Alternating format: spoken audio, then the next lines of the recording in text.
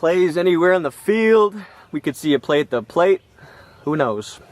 Here we go.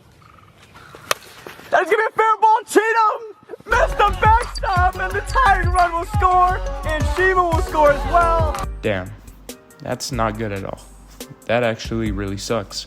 But this team made it to the championship in 2021, and they have virtually the same roster. So, if anything, I mean, they shouldn't be doing that bad this year, right? They shouldn't be doing that bad. And the downtown Diamondbacks win again. 6-1. That will do it. The downtown Diamondbacks sweep the Gators. 2023. And the Coastal Cobras even up the series. After BN and the Coastal Cobras win the series 2 out. Magic win game 2. Win the series after.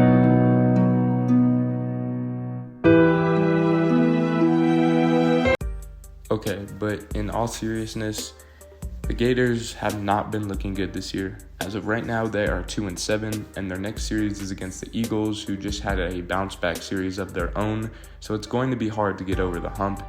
And while their playoff hopes aren't completely dead, now they're looking pretty impossible to get to with the conference that they're in, and they dug themselves in this hole. I feel bad for the guys like Jorgensen, even Cheatham, even though he's not playing well, but I feel like Zerleg has just not done a great job of being a good manager for the past couple years, and I'll explain why.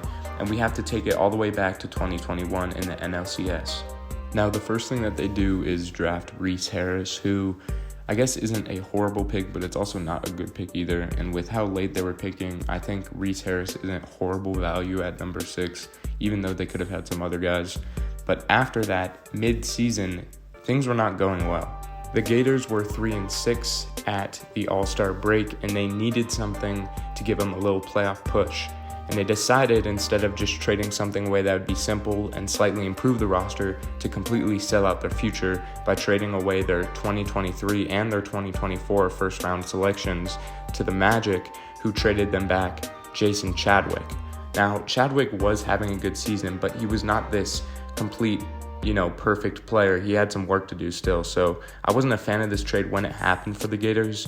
And now looking back, we know that it was a horrible trade since the Metro Magic were able to select RJ Walgate with that pick.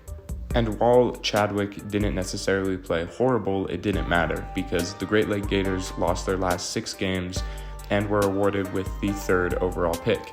Except, no, they were not, because they traded that pick to the Metro Magic, who got the better end of the deal anyways. But it's okay, because it's the off season now for the 2023 season, and it'd be a good idea to look at who you need to acquire, who you need to get rid of, and what trades you need to make. This is actually the perfect time to be making trades instead of the middle of the season. But what do they decide to do? Nope, they decide to run it back with that team that went 3-12.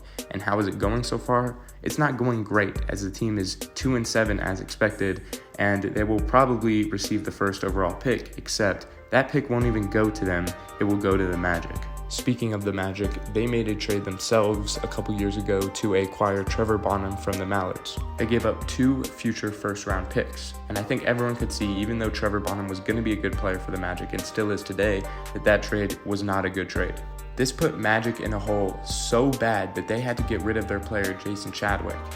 Now, the Great Lake Gators seeing this, why would they do the exact same thing to acquire Chadwick? Why would they trade away 2 future first-round picks, high ones, by the way, to get a player that is going into his prime that isn't really going to help them out too much considering the hole that they've already dug themselves in?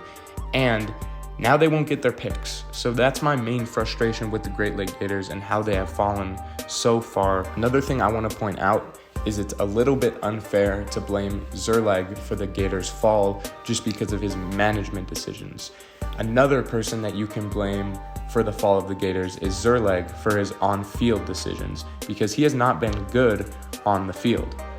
Another person you can blame is probably Cheatham a little bit because he has been decreasing in value ever since he has gotten drafted and just not playing super well.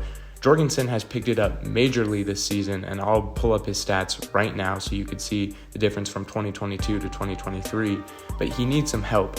When you have guys like Chadwick that are literally bending over in frustration after every game, and Jorgensen bat flipping all the way to the home run fence, that's how you know you're in trouble. So yeah, this team has a lot to work on, and I'm not saying it's impossible, but as of right now, if I was a Gators fan, I'd just be very disappointed in my team. And you know, it sucks, but they should get out of the hole either next year or, I don't know, maybe they'll make an in-season run this year.